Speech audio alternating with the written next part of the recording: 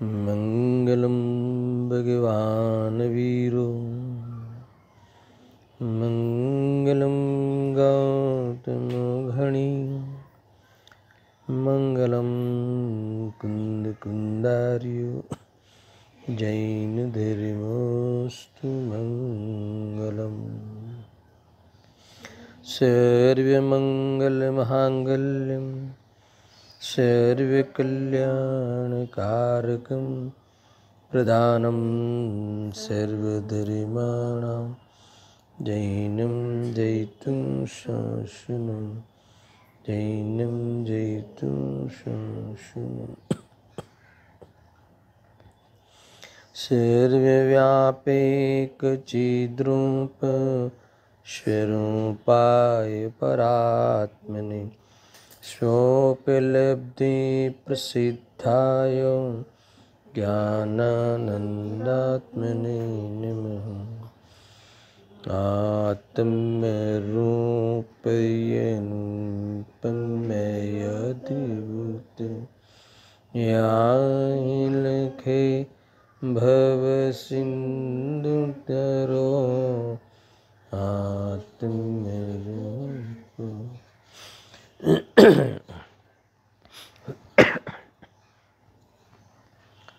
प्रवचन सार सुपरिणाम अधिकार गाथा 82 पर स्वाध्याय प्रारंभ किया है। 80वीं और 81वीं गाथा में मोक्ष का उपाय बताने के उपरांत अब 82वीं गाथा में उपसंहार के रूप में कहते हैं कि आज तक जो भी अरिहंत हुए हैं उन सभी ने उक्त उपाय से मोह का नाश किया है। यानी 80वीं गाथा और 81वीं गाथा में जो मोह के दर्शन मोह और चारित्र मोह के नाश का उपाय बताया, अब इस बात की दृढ़ता के लिए अरिहंत भगवान को प्रमाण करते हुए, अरिहंत भगवान को बीच में लाते हुए ये एक प्रकार से हमें विश्वास दिलाते हैं आचार्य देव कि आज तक जो भी अरिहंत हुए है ना, आज तक जितने भी सिद्धालय में सिद्ध भगवान विराजमान है अरिहंत होकर सिद्ध हुए ना, तो उन सभी ने वही उपाय जो 80 और 81 गाथा में मोह का अभाव का उपाय बताया, उसी से ही उस उपाय से ही मोह का नाश किया है और दिव्य धनी द्वारा इसी मार्ग को भव्य जीवों को बताया है। और इस कारण से नमस्कार करने योग्य है। अरिहंत भगवान को नमस्कार बीच में है ना, अधिकार के बीच में गाथा ही है नमस्कार करने की गाथा, इसमें नमस्कार करते हैं और ये कहते हैं कि इसीलिए मैं अरिहंत भगवान को नमस्कार करता हूँ। ऐसा आचार्य देव ने एक प्रकार से जैसे इस विषय को समापन किया हो, है ना। अभी तो ज्ञान तत्व प्रज्ञापन अधिकार चालू है, फिर भी जो मूल विषय था इसका मोह के क्षय का, एक ज्ञान तत्व प्रज्ञापन में सम्यक ज्ञान का जो फल है ना, वो साम्य भाव रूप परिणमित होकर मोह का क्षय करना, ये सारी बात यहाँ जो मूल प्रयोजन वाली बात है इन्होंने यहाँ समाप्त की है। और जीव माता का प्रयोजन भी मोह को क्षय करना है, क्योंकि मोह के क्षय के बिना ये आत्मा मुक्ति को प्राप्त नहीं होता। इस प्रकार से ये 82 गाथा यहाँ लिखी गई है। देखो मैं उत्थानिका पुनः पढ़ता हूँ। कल उत्थानिका पे विचार किया था, फिर गाथा पे आगे बात करेंगे। अब यहीं एक पूर्व गाथाओं में वर्णित यही एक भगवंतों ने स्वयं अनुभव करके प्रकट किया हुआ निःश्रेयस का पारमार्थिक पंथ है। इस प्रकार मति को व्यवस्थित करते हैं। इतना अद्भुत बात समझाता हूँ, इसका भाव क्या है।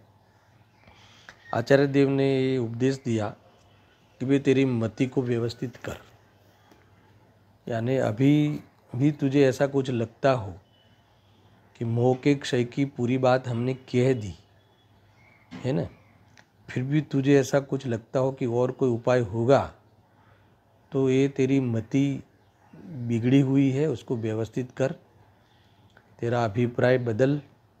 इसके अलावा और कोई क्रियाकांड अथवा और कोई शुभ क्रिया शुभ भाव है ना, ये मोह के अभाव का उपाय नहीं है। यानी एकांत से ऐसा कह सकते हैं कि इसके अलावा और कोई उपाय नहीं है। और हम इसीलिए मति को व्यवस्थित करने के लिए कहते हैं कि ये बात जो हमने कही है, ये जो हमने बात कही है वो बात हमारी नहीं है ना। देखो, जितने भी ज्ञानियों ने जो भी बात की हो आत्मकल्याण के लिए, वो बात भले इन्होंने कही हो मगर वो बात भगवान महावीर ने की ऐसा भी नहीं है, अनंत अरिहंतों ने की है। कोई किसी एक व्यक्ति विशेष ने कही है ऐसा भी नहीं, अनंत अरिहंतों ने यही बात कही है। इतना नहीं, ऐसा करके कही है, अपना मोह का अभाव इसी विधि से करके फिर कही है। इसलिए मूल बात यह है कि आचार्य देव ये बात का भरोसा दिलाते हैं कि ये बात अरिहंत भगवान ने कही है। ये निःश्रेयस का जो पारमार्थिक पंथ है, ये मोह के अभाव का अथवा मोक्ष का जो ये पंथ है, पारमार्थिक जो ये उपाय है, ये स्वयं अनुभव करके प्रकट करके अरिहंत भगवान ने है न प्रकट भी किया है और यही मार्ग उन्होंने उपदेश भी किया है, और कोई बात ऐसा है नहीं। इसीलिए कोई ठगा जाने की बात यहाँ है नहीं। देखो, ऐसा है ना कि ये ठगा जाने में दो कारण हो सकते हैं। एक तो सामने वाला ठगिया हो, है ना, या तो फिर भले वो ठगिया नहीं हो मगर वो किसी से ठगा गया हो। सुनना बराबर से, दो बातें, किसी से ठगा हो गया उसका अर्थ कि वो ही गलत समझा हो। किसी से जिससे समझा हो, तो जिससे समझा हो वो किसी ठग से समझा हो और सही नहीं समझा हो। और ऐसे व्यक्ति के पास अगर हम समझे तो ठगा जा सकते हैं हम। और हम तो जिनके पास से समझते हैं, ऐसे अरिहंत भगवान, वो किसी से ठगा नहीं जा सकते क्योंकि वो स्वयं सर्वज्ञ है, वो सब जानते हैं, है ना, संपूर्ण जानते हैं। इसीलिए भूल होने का चांस नहीं है, उनको समझने में गैर समझ होने का चांस नहीं है। और स्वयं वितरागी है, इसलिए कोई रागी है नहीं तो किसी को मायाचारी करके ठगे या कोई लाभ है ना ले ले, ऐसा तो है नहीं, क्योंकि वितरागी है। इसीलिए ऐसे अरिहंत भगवान है ना की बात यहाँ ले आए हैं। तो यहाँ कहते हैं कि पूर्व गाथाओं में जो वर्णन हमने किया है, आचार्य अमृतचंद्र देव कुंदकुंद देव कहते हैं, उसी प्रकार से ही भगवंतों ने स्वयं अनुभव करके प्रकट किया हुआ ये निःश्रेयस का पारमार्थिक पंथ है, इन्होंने प्रकट किया है और कहा है। इसीलिए तुम्हें कोई भी प्रकार की चिंता शंका करने की ज़रूरत नहीं है, और निशंक होके, संशय रहित होके, मति व्यवस्थित करने का अर्थ क्या है? संशय रहित हो जाना, इसका नाम है मति व्यवस्थित करना। अपने स्वरूप के बारे में, अपने द्रव्यत्व गुणत्व पर्यात्व के बारे में, सारे पदार्थों के द्रव्यत्व गुणत्व पर्यात्व मई जो सत्ता कही है उसके बारे में, है ना, कोई भी जात की शंका करने की जरूरत नहीं है। तुम उसे पहले शंका मत करो, फिर युक्ति के द्वारा तुम्हारी बुद्धि में सिद्ध करो, यानी तुम अपनी मति व्यवस्थित करो और फिर है ना लाभ लो, मुक्ति को प्राप्त हो जाओ। ऐसी बात 82 नंबर की गाथा में उस मोह के क्षय के उपाय वाली गाथाओं का उपसंहार के रूप में ये गाथा आई है। क्योंकि इसमें उपसंहार इसलिए मैं कहता हूँ कि इसमें अरिहंत भगवान को, इसीलिए मैं अरिहंत भगवान को नमस्कार करता हूँ। यानी देखो, कोई भी मंगलाचरण में भी नमस्कार करते हैं और वो टॉपिक पूरा हो जाए तब भी अरिहंतों को नमस्कार करते हैं। अरिहंत भगवान को नमस्कार करके मंगलाचरण करते हैं, अरिहंत आदि भगवान को, वितराग धर्म को, और बाद में समझ में आ जाए तो इसके बाद में भी नमस्कार करते हैं कि अभी हमें समझ में आ गया है, इसलिए नमस्कार करके अभी हम जाते हैं। ये है उसका भाव, है ना। देखो कोई हमें मिले तब भी जय जिनेंद्र कहते हैं, फिर जाता है तब भी जय जिनेंद्र कहते हैं। तो पहले वाला जय जिनेंद्र तो स्वागत, और दूसरे वाला जय जिनेंद्र क्या क्या है, अब हमारा काम हो गया। समझ में आया ना, बहुत बड़ी बात है ये, सामान्य लॉजिक नहीं है, मनोविज्ञान बहुत जोरदार है ना। बाद में भगवान को भी नमस्कार, यानी बस अब बस हो गया प्रभु, आपने जो कहा ना उस मार्ग में भी मैं चल पड़ता हूँ, अभी नमस्कार करने का विकल्प भी नहीं है। इतनी ताकत इसमें मिलती है, और यही वास्तव में सच्चे नमस्कार का स्वरूप है, ऐसा समझना।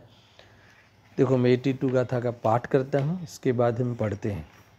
देखो, हरिहंत शंकर मोतणो करी नास येज विधि वड़े, उपदेश पण मज करी निवृत्त थयान मुते हने ते मने।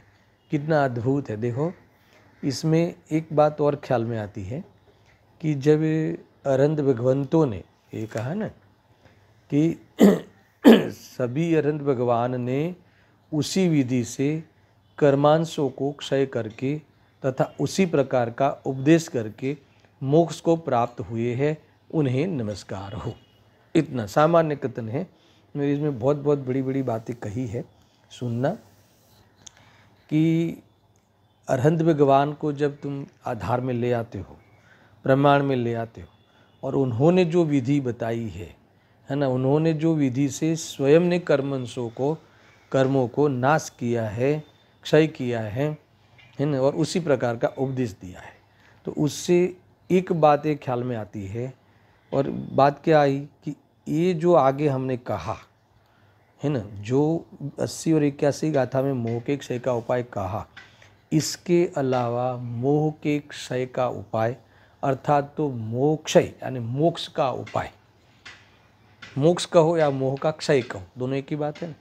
इसके अलावा दूसरा तीसरा कोई उपाय है नहीं, है ना। ये जब बात हमें ख्याल में आती है तो इसमें एक और हमें विचार किया जा सकता है कि जितनी भी मत है, जितनी भी संप्रदाय है ना, और जितने भी संप्रदायों की उनकी फिलोसॉफी है, नैयायिक मत, वैश्विक मत, सांख्य मत, बौद्ध मत, जितने भी मत हैं, जो सारे मत का जो फिलोसॉफी है, किसके बारे में, मोक्ष के बारे में, सुखी होने के बारे में, सबकी अपनी अपनी फिलोसॉफी है। ये सारी फिलोसॉफी खंडित हो जाएगी, उसका खंडन होगा। क्यों? क्योंकि ये कहते हैं ना, इसके अलावा और कोई दूसरा उपाय है ही नहीं, है ना। मोह का क्षय करना हो तो अपने आत्मा को जानना होगा, है ना, निज आत्मा को जानना होगा। आत्मा को जानने में भी निज आत्मा को जानना होगा, और निज आत्मा को जानने का अर्थ है कि जो मेरा द्रव्यत्व गुणत्व पर्यायत्व जैसा अरहंतों का है ना, सर्व प्रकार के ताप को प्राप्त हुए है, ताप को प्राप्त होते हुए परिस्पष्ट हुए है, शुद्धता को प्राप्त हुए है, उनके जैसे द्रव्यत्व गुणत्व पर्यायत्व है, वैसा ही मेरा है ना। यहाँ कहते हैं कि ऐसा जाने बिना अपने गुण द्रव्य पर्याय अथवा द्रव्य गुण पर्याय में ही सत्ता, अखंड सत्ता, परिपूर्ण सत्ता, इसकी सिद्धि किए बिना, है ना, यहाँ कहते हैं कि मोह का क्षय असंभव है। उसी प्रकार से ही मोह का क्षय होता है, दूसरा कोई उपाय नहीं है। इसीलिए किसी और ने मोह के क्षय का उपाय जो भी कुछ बताया हो, कहाँ, अपने अपने संप्रदायों में, अपने अपने ग्रंथों में, फिलोसॉफी में, तो वो सब का वहाँ खंडन होता है।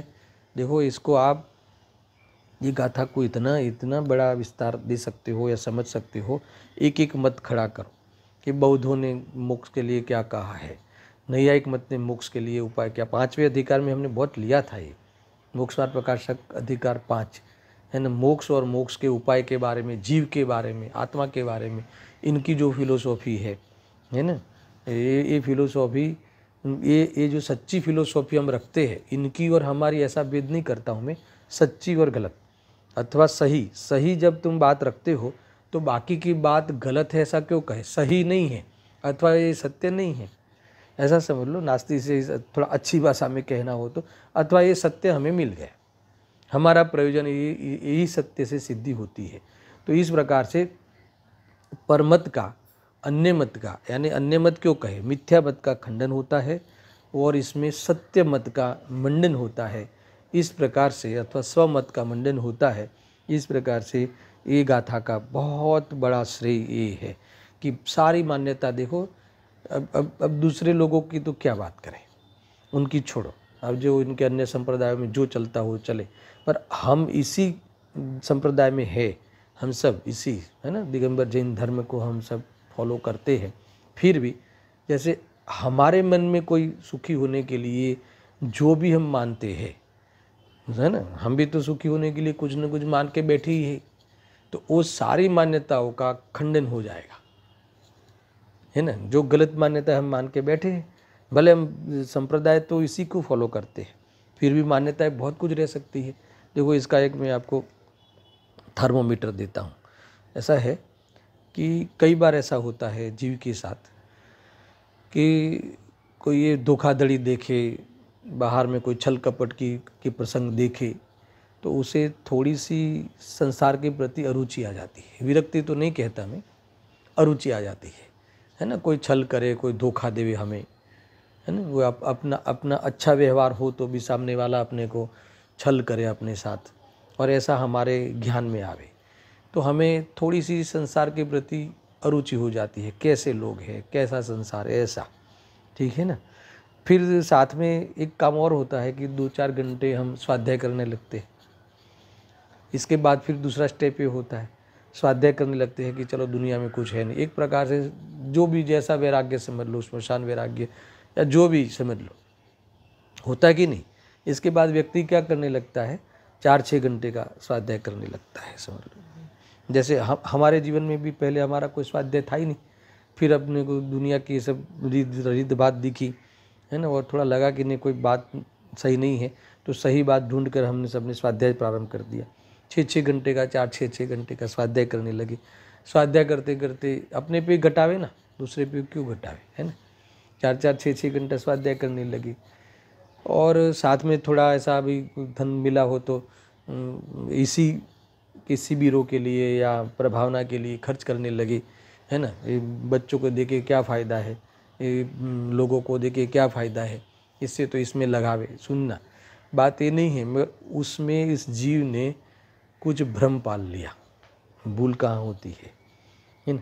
इसको खुद को ऐसा लगने लगा कि पहले से मैं अच्छा हो गया, समझ में आया ना, है ना। देखो ये बात कहाँ होती है कि पहले मैं कुछ और था, पहले तो मेरा कोई जीवन था ही नहीं, ऐसा कहते भी है, कुछ नहीं था जीवन अपना, कुछ खान पान, ये धर्म ध्यान की बातें कुछ थी नहीं, और अभी तो खुद को ऐसा लगता है कि मैं दूसरे से कुछ अलग हो गया।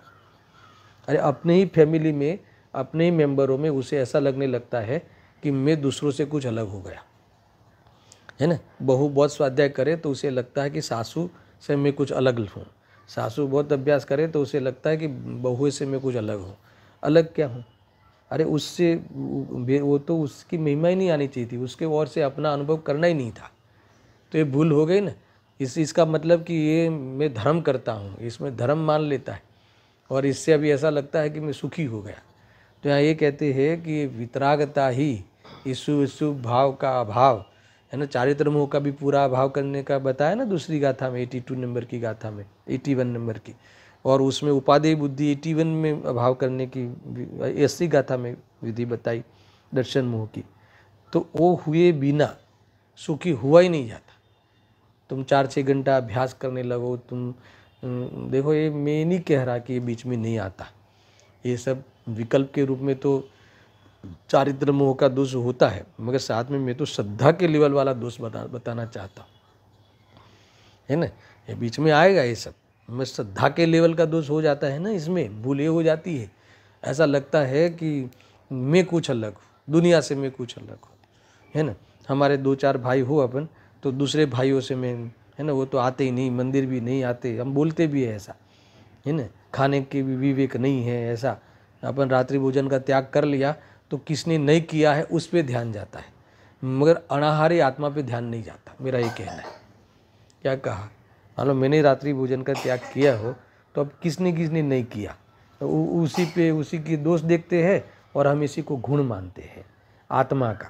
नहीं, वास्तव में तो आत्मा के वितरागता के सामने ये तो चारित्र का मल है, दोष है। और अगर इसमें धर्म मान लिया तो ये परिग्रह नाम का अथवा ये तो मिथ्यात्व नाम का पाप हो गया। आरंभ परिग्रह है ना, ये तो आरंभ है तो उसमें फिर एकत्व कर लिया तो ये तो मिथ्यात्व हो गया। तो धर्म तो दूर की बात है ना, मैं शुभ भाव का भी ठिकाना नहीं रहा।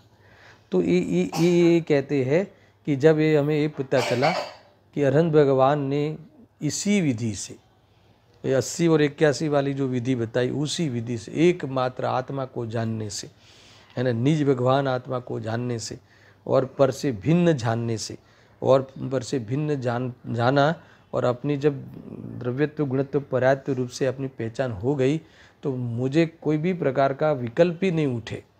निर्विकल्प हो के अनुभव किया जाता है आत्मा का। निर्विकल्प ही वास्तव में निराकुलता का कारण है और निर्विकल्प होने का कारण निर्विकल्प वस्तु है अथवा निर्विकल्प वस्तु की दृष्टि है। वस्तु जब निर्विकल्प है और उसकी दृष्टि जब हो जाए तो फिर विकल्प का क्या काम। बस यही पद्धति से तुम सुखी हो पाओगे, नहीं तो फिर करते रहो। बाकी सब हजामत जैसा है, ऐसा समझ लो, कुछ दम नहीं है इस पे, है ने। वैत्रु कहे છે એને દેશની ભાષામાં કે વૈત્રુ છે, આ બધું ऐसा वेट છે, वेट, ये वेट है, ऐसा समझना चाहिए। देखो आखिर ख्याल में आता हो, कभी कभी हमें ऐसा लगता है ना कोई हमारे बीच में से चला जावे ना तभी हमें वैराग्य आता है कभी कभी, क्योंकि हमें याद आता है कि क्या किया उस जीव ने, है ना। ऐसा कह रहा था ना अपने पापा को, अरे अपने बेटे को कि मैं हूँ ना बेटा, तू चिंता नहीं कर। ग्रुप का क्या कर लिया, चले गए, जैसे अपने ग्रुप में हुआ ना, उनके पिता हो गए अपने स्टाफ में से। तो 2-3 दिन पहले ऐसा कहते थे कि बेटा तू चिंता मत कर, मैं बैठा हूँ, अब तेरी कोई भी तकलीफ़ है तो मैं दूर करूँगा। अब खुद चले गए। तो लगता है कि कौन करे, मगर जब होता है तभी नक्की करना है कि कौन करे। समझ में आया ना, जब संयोग में होते हुए नक्की करना है कि कौन करे। चले जाने के बाद हमें सब याद आती है, बुद्धि आती है ना। फिर हम चले जाने के बाद कौन सी, तुम चले जाओगे यहाँ से, है ना, तो चले जाओ कि नहीं चले जाओ, तुम्हारा किसी से मिलना ही नहीं होता, तुम्हारा कोई भी तिजोरी के पैसे से तुम्हारा छूना ही नहीं होता। इतनी बड़ी बड़ी बातें हमारे आचार्यों ने कही है। तुम अपने स्वरूप को छूता है, चूमता है, इतना अद्भुत है, तो क्या उसी के साथ में उसके संग रहना चाहिए, है ना। यही वास्तव में सच्चा सत्संग है। समझ में आया ना।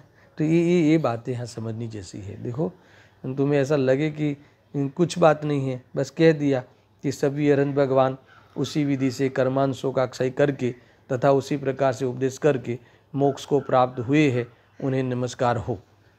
मेरी इसमें इतनी बात ले सकते हैं कि इन्होंने जब अरहंत भगवान ने इतनी बड़ी बात, इतनी बड़ी महापुरुष को जब बीच में ले आए, तो बात हमें एक बार गंभीरता से लेनी चाहिए कि ये सब इसी कारण से हुए हैं अरिहंत, इसी उपाय से हुए हैं। ये वेद ज्ञान के बल से, अभी जो 80-81 गाथा की पूरे उपाय विधि याद करो तो हमें ऐसा लगे कि हमने जो मान रखा है ना। देखो हमने खा पी के सुखी हो के मान रखा है, सुखी होने का वो तो यहाँ बात ही नहीं। मगर हम धर्म के मार्ग में भी सुखी होने का उपाय में कुछ गुरुदेव तो बार बार यही लेते हैं, शुभ भाव, है ना, व्रत आदि भाव, दयादान व्रत आदि भाव करके मैं धर्म कर लिया, सुखी हो जाऊंगा, मुक्ति को प्राप्त हो जाऊंगा, शुभ करते करते मेरे कर्म कट जाएंगे। अरे कर्म कैसे कटे, भाव बंध का करता है और तू चाहता है कि अबंध होवे, कैसे होगा। अबे बंध स्वर्ग का हो या नरक का, है ना, वो सब हमारे लिए फर्क नहीं पड़ता, वो तो एक समान ही है। बंध तो हुआ ना, तो फिर फर्क क्या पड़ा, तूने मुक्ति तो पाई नहीं। स्वर्ग में धक्का खा या तू नरक में धक्का खा, समझ में आया कि नहीं। आखिरकार तो वहाँ भी जाके तू पर लक्ष्य करके मोह करके दुखी तो होना है। मोह को तोड़ना चाहिए, मोह के अभाव के अलावा और कोई उपाय नहीं है। और मोह रहित भगवान आत्मा, मोह यानी भ्रांति, हमें हमारे स्वरूप के संबंधी भ्रांति थी, हमारे द्रव्यत्व गुणत्व पर्यात्व के संबंधी भ्रांति थी, वो भ्रांति मिटे तो काम होए बस। और इन्होंने मिटाई भ्रांति, अरहंतों ने मिटा के अरहंत हुए, है ना, और अरहंत होके सिद्ध हुए, ऐसे अनंत सिद्ध हुए, है ना। एक कौन कौन है प्रमाण? मात्र अरिहंत नहीं, इतने अनंत सिद्ध बैठे हैं ना सिद्धालयों में, तो सारे अरहंत होके तो हुए, तो समझ लो कौन सी बड़ी कितनी बड़ी बात है, ऐसा ये समझना चाहिए। देखो अभी मैं थोड़ा सा टीका में प्रवेश करता हूँ, समझने लायक है। अतीत काल में क्रमशः हुए समस्त तीर्थंकर भगवान, है ना, भूतकाल में जितने भी तीर्थंकर हुए, भविष्य में जितने भी होने वाले हैं और अभी जितने भी हो रहे हैं, सब ले लेना। यहाँ प्रमाण में भूतकाल का दे के कहते हैं ना, जो हुए उनको प्रमाण लिया जाता ना, इसीलिए अतीत काल में क्रमशः हुए, है ना, क्रमशः निरंतर हुए, होते ही रहते समस्त तीर्थंकर भगवान प्रकार अंतर का असंभव होने से। क्या कहते हैं? प्रकार अंतर का असंभव होने से, यानी अन्य प्रकार कर्मक्षय एक ही प्रकार से होता है, अन्य प्रकार से नहीं होता, इसीलिए उस कर्मक्षय के प्रकार में, है ना, प्रकार अंतर नहीं होता, एक ही प्रकार, उसमें द्वैत अथवा दो रूपपना नहीं है, यानी कोई दूसरा उपाय नहीं है। यहाँ लिखा ना, प्रकार अंतर का असंभव होने से, जिसमें द्वैत संभव नहीं है। द्वैत संभव नहीं है, इसका अर्थ क्या है दर्शन? कि दूसरा कोई उपाय संभव नहीं है, दो उपाय नहीं है, दुविधा नहीं है। समझ में आया कि नहीं?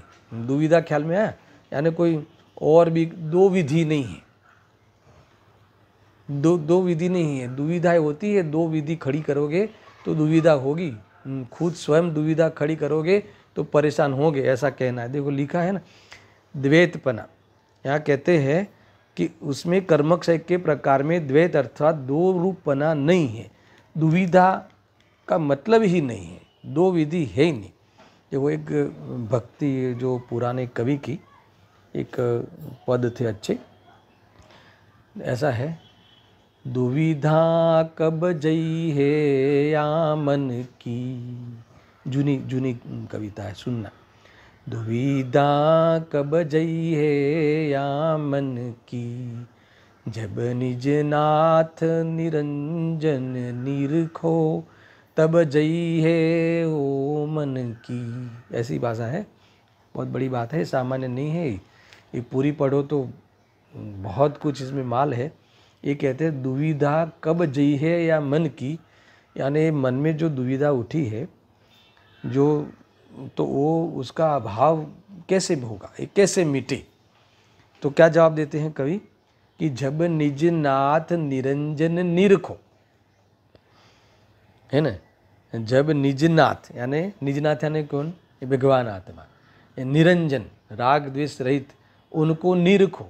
जब भगवान आत्मा को देखोगे, समझ में आया ना, निज आत्मा को तुम अनुभव करोगे तो ये दुविधा, यानी दुविधा ने ख्याल में आया ना, कैसे होगा मोक्ष, है ना, भगवान आत्मा को देखने से होगा कि भगवान को पूजने से होगा, दो बातें खड़ी होगी ना। देखो ऐसा है कि ये जो निज नाथ में क्या लेना, ऐसे प्रश्न पहले बहुत खड़े हुए। यहाँ कहा ना पंडित जी ने अथवा जो कवि ने कि जब निज नाथ निरंजन निरखो, तो तुम्हारी दुविधा, तुम्हारा ये जो संशय हुआ है, दुविधा ने संशय भी कि कैसे मेरा काम होगा, मुक्ति कैसे होगी, तो कि तुम भगवान आत्मा को देखो तो तुम्हारा ये सारा संशय मिट जाएगा। समझ में आया कि नहीं? तो किसी को ऐसा लगा कि निजनाथ में क्या लेना, ये तो हमें तो अभी गुरुदेव सिंह के उपकार है कि ये भगवान आत्मा वाली बात हमारे पास आ गई, मगर ये निजनाथ को लोग समझते नहीं थे उस समय, या किसी को मोह की तीव्रता में निजनाथ समझना नहीं चाहता था कि निजनाथ यानी मैं, ऐसा नहीं, मगर वो निजनाथ के जगह पे उसने जिननाथ लिख दिया। सुनना बराबर से, है ना। निजनाथ क्या है? तो किसी ने कहा कि निजनाथ तो जिननाथ होना चाहिए, तो ये शायद उनको लगा होगा कि कवि की भूल हो गई है कि यहाँ जिननाथ लिखना चाहिए, है ना। जब जिननाथ निरंजन निरखो, यानी भगवान को निरखो, तो क्या हो जाएगा? मोह का क्षय हो जाएगा। तो यहाँ कहते हैं कि देखो भगवान को देखने का भाव तो शुभ भाव है, तो शुभ भाव से शुद्ध भाव कैसे होगा, तो बराबर समझना। तो दो बातें खड़ी हो गई ना, तो कि भी दुविधा खड़ी हो गई कि भी मुक्ति कैसे होगी, अरिहंत की भक्ति से होगी, है ना, कि आत्मा की भक्ति से होगी, अथवा शुद्धात्मा की अनुभूति से होगी। तो दो बातें खड़ी हुई, इसका नाम है दुविधा। तो यहाँ कहते हैं, एक गाथा में कहते हैं कि दुविधा कुछ नहीं है, तू एक ही मार्ग है, एकमात्र तू निज भगवान आत्मा को देख, है ना। क्योंकि वो अरिहंत भगवान को देखना वो तो शुभ भाव है, अरिहंत भगवान की भक्ति करना वो तो शुभ भाव है। अरे उन्होंने जो दिखाया, उन्होंने जो देखा, इन्होंने जो किया है वो कर। अरे उन्होंने क्या किया है, निज नाथ को निरखा है, तो हम भी निज नाथ को निरखे, अपने भगवान आत्मा को निरखे, तो ही एकमात्र यहाँ कहते हैं कि काम होगा। दूसरी तीसरी कोई विधि नहीं है। ये ख्याल में आया कि नहीं? देखो बहुत गजब की बात है। देखो कई इसमें उदाहरण लेते हैं। जब दो विकल्प खड़े होते हैं तो दुविधा प्राप्त चालू हो जाती है, दुविधा को प्राप्त हो जाती। कोई भी चीज़ में दो विकल्प खड़े हो, मान लो कि ऐसा ले लो कि जैसे कोई यूनिवर्सिटी में टॉप करना है, मान लो कहीं भी, तो इसमें उपाय क्या है? तो एक ही उपाय है, बहुत ही ध्यान रख के गंभीरता से पढ़ना होगा, पढ़ना ही उपाय है। कोई कहे कि नहीं ऐसा नहीं है, दूसरा भी उपाय है। अब बात खड़ी होगी, अब दूसरी बात खड़ी होगी, तो क्या उपाय है? कि है ना उपाय, कि और उपाय है, समझ में आया? 2 नंबर का उपाय है ना। कोई चोरी करके पढ़ लेना, पेपर फोड़ना, मॉडरेटर को फोड़ना, पटाना, जो भी है आगे उनके, तो ये अब दुविधा खड़ी हो गई। अब पढ़े कि फिर वो काम करे? तो क्या तू छोड़ दे, एक ही उपाय होता है। अगर टॉप करना है तो पढ़ना होगा, तुम पढ़ोगे तो तुम टॉप करोगे ही करोगे, ये सब कोई मैटर नहीं करता। तो बस जब उपाय एक होता है, जब बात एक ही होती है कि एक ही मार्ग है, तो फिर वो दुविधाएं नहीं होती। तो ऐसा हमें इतना ट्रस्ट दिलाते हैं आचार्य देव 80-81 गाथा के बाद, एक ही उपाय है।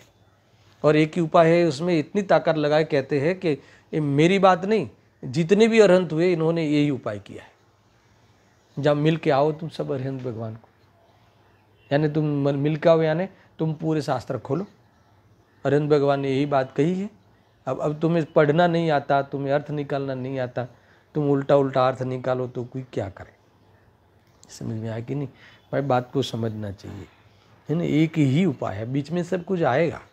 गुरुदेव सिंह ने तो बहुत लिया है, शुभ भाव तो पहले तो धुलाई की है। अब अभी भी तुझे वो है कि नहीं और कोई उपाय चाहिए, और कोई उपाय चाहिए, है ना, और थोड़ा कुछ, क्योंकि उससे ऐसा ही आज भी ऐसा लगता है कि फिर हम जो ये करते हैं उसका फल क्या होगा?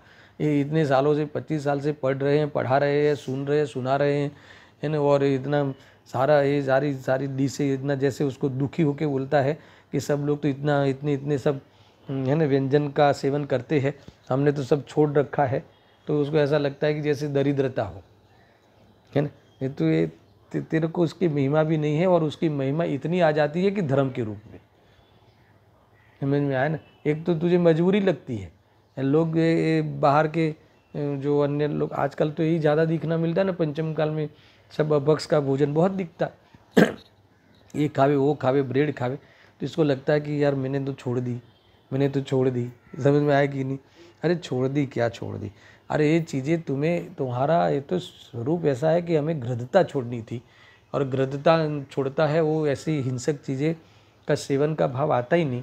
और घृणता छोड़ने के बाद भी कोई उसमें वो कोई धर्म फर्म नहीं था, है ना। स्वभाव में जाने का पुरुषार्थ करना, तुम्हें जो समय मिला, तुम्हें जो उपयोग को है ना अनुकूलता मिली, जब वो घृणता घटी तो उपयोग की अनुकूलता मिली ना स्वरूप के लिए, तो स्वरूप में लगा के निरंतर ये शुद्धोपयोग वाला प्रोग्राम करना था। तो ये तो नहीं करता है जी, समझ में आया ना।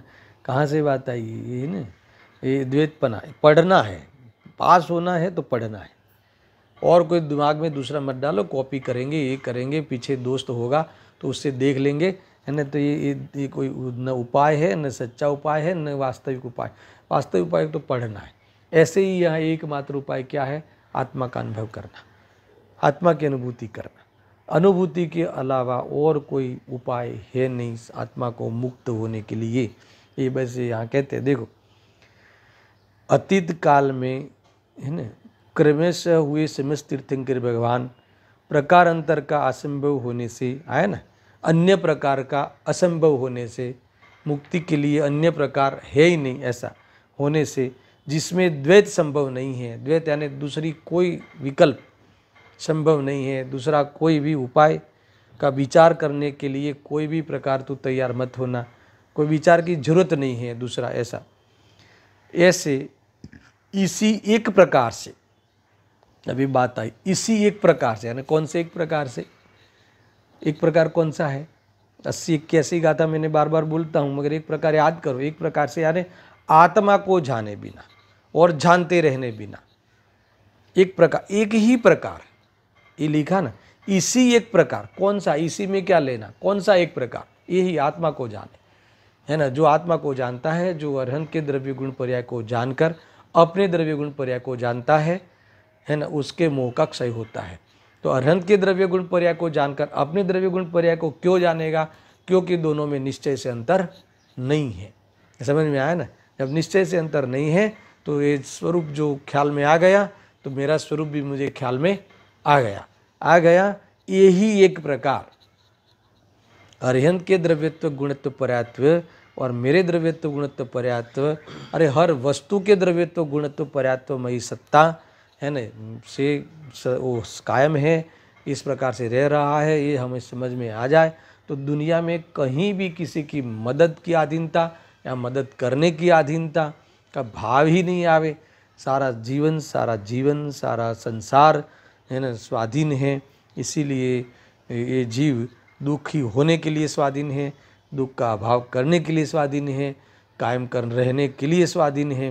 तो ये अपने को समझ में आ जाए तो सुखी होने का उपाय इस प्रकार से उसे विधि मिल जाती है। ये यहाँ कहते हैं इसी एक प्रकार से कर्मांशों को, है ना, ज्ञानावर्ण आदि कर्म के भेदों को, यानी कर्मों का क्षय स्वयं अनुभव करके, आए ना, स्वयं अनुभव करके, एक को किसी ने मदद की हो ऐसा नहीं, क्योंकि अनुभूति स्वरूप भगवान आत्मा आबाल गोपाल सबको अनुभव में आ ही रहा है।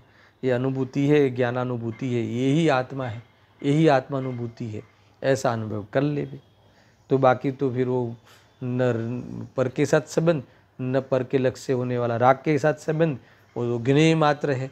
क्या ज्ञान में जानने में आया नहीं कि ये जीव ज्ञान को भूलकर जानने में आने वाली चीज़ों में मनोकल्पना करने लगता है, कोई भी कल्पना करने लगता है, इष्ट अनिष्ट की कल्पना करने लगता है और अपने को भूला हुआ भटकता है जी, है ना, अपने आप को भूल गया, यानी ये है ना सबसे हैरान होने की बात।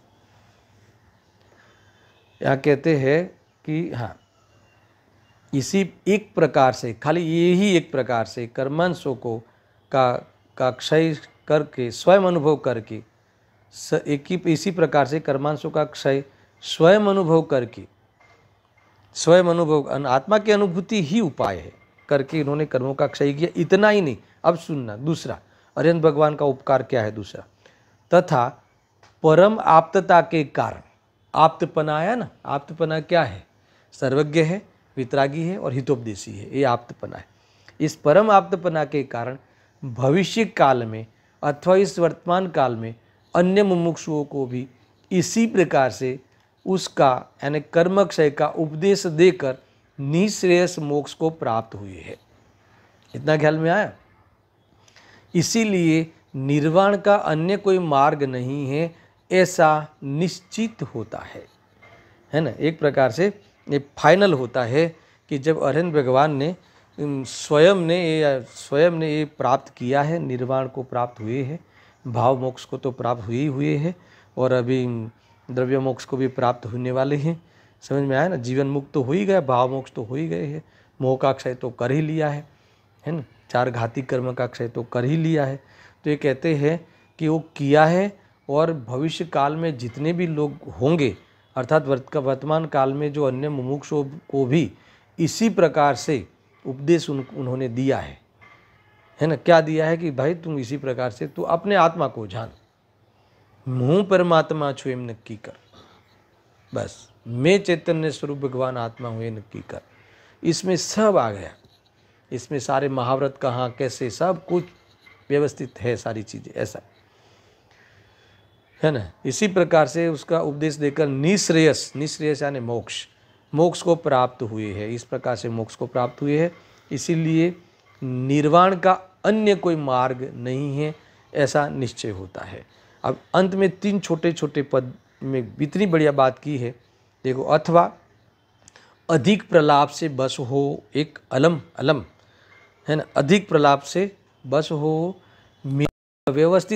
मेरी मति व्यवस्थित हो गई है। और अंत में कहते हैं भगवंतों को नमस्कार हो। 3 बातें, ये 3 बातें सामान्य नहीं है, फिर से मैं कह रहा हूँ। क्या कहा? इसीलिए जब निश्चित हो गया कि और कोई मार्ग नहीं है, इसीलिए अब ज़्यादा कहने से क्या लाभ। अभी मुझे किसी को कुछ कहना नहीं है, है ना, कोई माने या न माने, कोई सुने या न सुने, है ना। अभी मुझे यहाँ ये देखो, प्रलाप का अर्थ होता है अपनी चलती भाषा में, हिंदी में, अभी और ज़्यादा बकने से क्या फ़ायदा, समझ में ना। अभी मैं, अगर तुम्हें मानना हो तो मानो, नहीं मानना हो तो नहीं मानो, बात तो यही है, समझ में आया ना। ऐसा इनका लास्ट में हाथ खड़े कर दिए, यही है। और अभी अभी मुझे कुछ खुद को देखो, उत्तम पुरुष व्याकरण पढ़े हो तो पहले तो मति व्यवस्थित करने के लिए सबके लिए बात की थी, अन्य पुरुष के लिए। अब यहाँ कहते हैं कि मेरी मति व्यवस्थित हो गई है, मुझे समझ में आ गई है ना, मेरी वृत्ति बराबर हो गई है, मुझे मार्ग मिल गया है, इसीलिए अब कहते हैं कि भगवान को नमस्कार करते हैं। देखो, ये मति व्यवस्थित हो गई है, इसके बारे में थोड़ा, मति व्यवस्थित का अर्थ क्या है सुनना, समझने जैसा है कि मति व्यवस्थित करने के लिए कहा। आगे भी देखो, उत्थानिका में भी शुरू में कहा ना कि भाई देखो, पढ़ो, इसमें है ना, ये देखो ऐसा है ना कि भगवंतों ने स्वयं जो 80 और 21वीं गाथा, 80 और 81 गाथा में जो कहा है मोक्ष करने की पद्धति, उपाय, तो भगवंतों ने स्वयं अनुभव करके प्रकट किया हुआ, स्वयं इन्होंने उस प्रकार से अनुभव किया, मोह का क्षय किया। और निःश्रेयस का पारमार्थिक पंथ है ना, ये निःश्रेयस का, यही मोक्ष मार्ग का, मोक्ष का पारमार्थिक पंथ है, और कोई दूसरा उपाय नहीं है, ऐसा इन्होंने उपदेश भी किया है।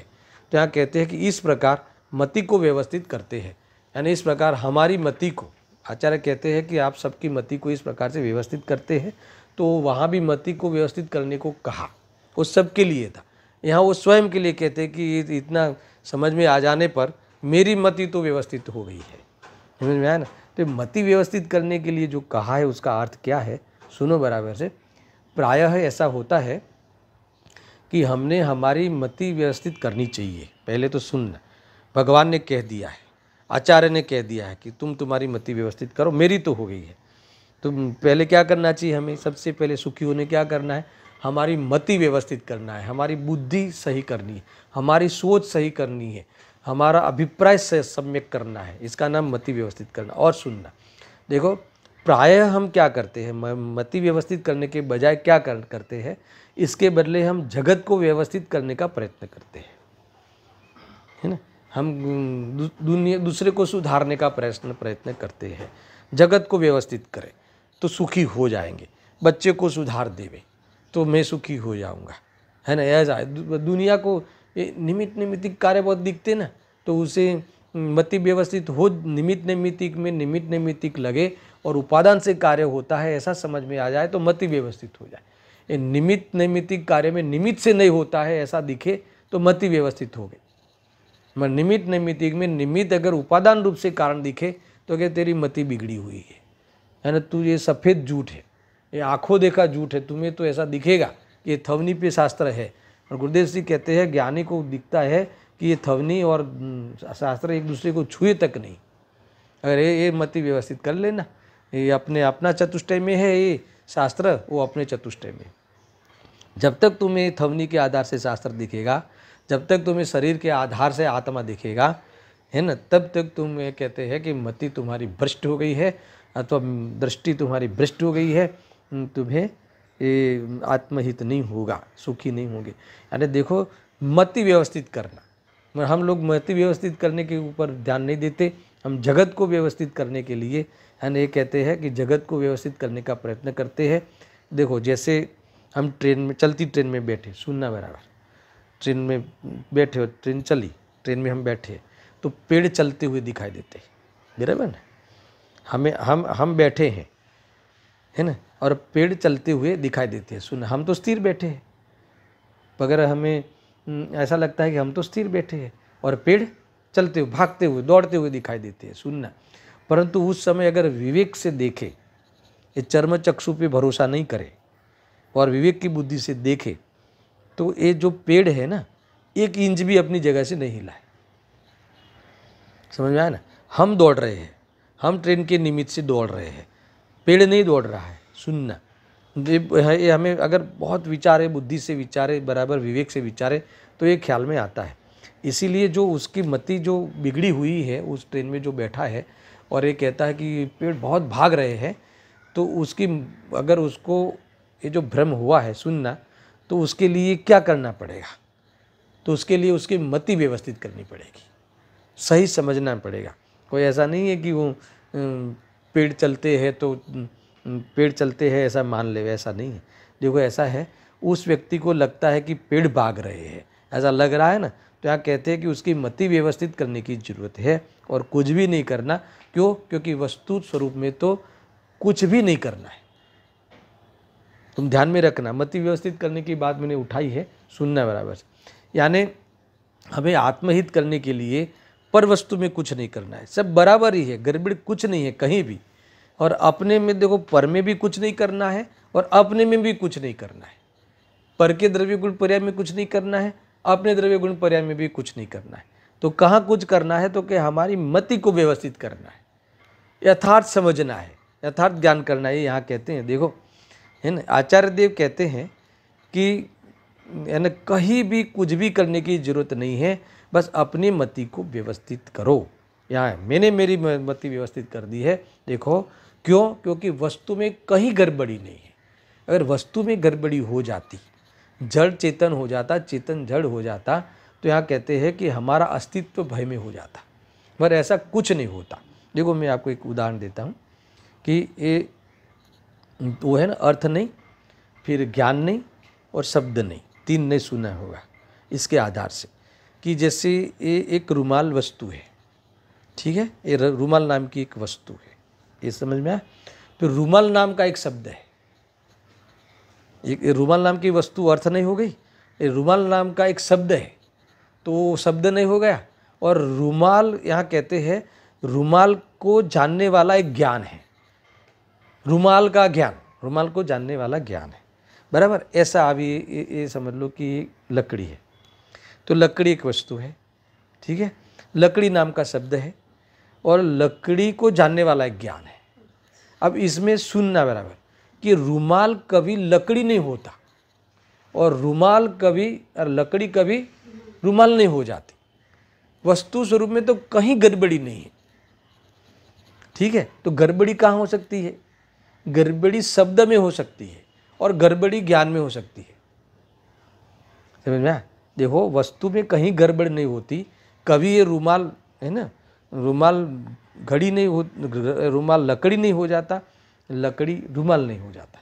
ये समझना उदाहरण के तौर पे, वो अनन्य वाली बात नहीं ले ली है, अनन्य का भाव वाली बात नहीं लेनी, ये समझना बराबर। दोनों चीज़ दो रहती है कि नहीं, दो परमाणु दो बने रहते कि नहीं, एक दूसरे रूप कभी नहीं होता, समझ में आया ना? तो ये कहते हैं कि ये तो खुशी की बातें है कि वस्तु स्वरूप में ऐसा है कि कभी देह और आत्मा दोनों एक हो ही नहीं जाते। तुम मानते रहो, अनादिकाल से मानते रहो।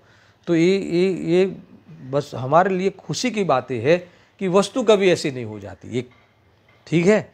और खुशी की बातें है कि गड़बड़ी जहाँ होती है, कहाँ?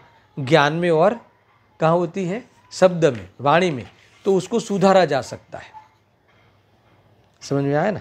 मरे जो तीव्र मोही लोग होते हैं है ना, वो ऐसा है कि वो ऐसा है कि हमने बोला वो सत्य है, हमने जाना वो हम मानते हो सत्य है, यानी इतना आग्रह रखते हैं, अपने माना हुआ वही हम मानते हैं ना, वो सत्य है, हमने बोल दिया तो बस वही सत्य है, समझ में आया कि नहीं? और इतना आग्रह रखते हैं कि वो सत्य मनवाने के लिए कई प्रकार की मायाचारी करते हैं। मगर खुशी की बातें है कि अगर किसी कोई जीव आगम के माध्यम से अगर सत्य को समझता है ना, तो ये यहाँ लिखा भी है, अगर विवेक करके विचार करके अगर आगम के आधार से वस्तु स्वरूप को समझकर अपना अभिप्राय पलटे, है ना, अपना अभिप्राय वस्तु जैसी है वैसी कर देवे, तो इसका नाम है मति व्यवस्थित हो गई, इसका नाम है मति व्यवस्थित हो गई। तो यहाँ आचार्य देव कहते हैं कि हमने ये सारी बात 80-81 गाथा और उसकी जो प्रेरणा, और इससे अभी और 82वीं गाथा में आचार्य कुंदकुंद देव कहते हैं कि जब जितने भी अरहंत हुए इसी प्रकार से हुए हैं तो अभी अब मुझे ख्याल में आ गया है, अभी मेरा ध्यान ये बाहर की नग्नता, निर्ग्रंथता, ये महाव्रत आदि पे नहीं है, वो वास्तव में विशेष है, मेरे ज्ञान में एक गिने मात्र है, और जानने में जो जहाँ जानने में आता है, जिसमें जानना होता है वही मैं हूँ। अब मुझे मेरी चैतन्यता, मेरा चेतन द्रव्य, मेरी चैतन्यता, मेरी ये विशेषता जो अभेद रहती है, और मेरा जानने रूप स्वरूप जो क्रमशः व्यवस्थित और नियमित होता है ना, परस्पर प्रवृत्त रूप से होता है, वो जान लिया। अब मुझे मेरी मति व्यवस्थित हो गई है। अंत में कह देते हैं कि इसीलिए भगवंतों को नमस्कार हो। भगवंतों को नमस्कार हो का अर्थ क्या है दर्शन, कि इसीलिए अरिहंत भगवान को मैं भी नमस्कार करता हूँ, यानी अभी मैं आपके मार्ग पे चल पड़ा हूँ, अब मुझे कहीं भी देखने की ज़रूरत नहीं है, ऐसा अर्थ इसमें आया है। देखो मैं सिर्फ भावार्थ पढ़ लेता हूँ, कल मैं आगे 83 गाथा पे विचार करूँगा। 80 और 81 गाथा के कथन अनुसार सम्यक दर्शन प्राप्त करके वितराग चारित्र के विरोधी राग द्वेष को दूर करना अथवा निश्चय रत्नात्मक शुद्धात्मानुभूति में लीन होना ही एकमात्र मोक्ष मार्ग है। बताया, बस स्वरूप में लीन होना। त्रिकाल में भी कोई दूसरा मोक्ष का मार्ग नहीं है। समस्त अरहंतों ने इसी मार्ग से मोक्ष प्राप्त किया है और अन्य मुमुक्षुओं को भी इसी मार्ग का उपदेश दिया है। उन भगवंतों को नमस्कार हो। इस प्रकार से ये 82वीं गाथा में उपसंहार करते हुए फाइनल डिसीजन दे दिया। फिर भी अब आगे 83, 84, 85 तीन गाथाओं में वो जो मोह को क्षय करने की बात चली कहीं, तो यहाँ कहते हैं कि जो मोह, उस मोह का स्वभाव, मोह का लक्षण क्या है, वो मोह का परिचय जिसको हमें क्षय करना है उसका तो परिचय बताओ। तो अभी ये फिर से पुनः पता नहीं कितनी करुणा है आचार्यों को कि भाई तुझे जिसका क्षय करना है उसका मैं परिचय कराता हूँ।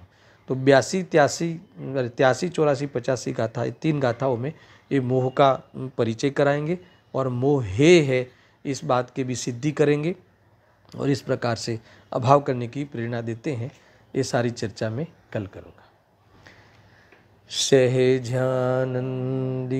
शुद्ध स्वरूपी अविनाशी हूँ आत्मस्वरूप। सहजानंदी शुद्ध स्वरूपी अविनाशी हूँ आत्मस्वरूप। सहजानंदी शुद्ध स्वरूपी अविनाशी हूँ आत्मस्वरूप।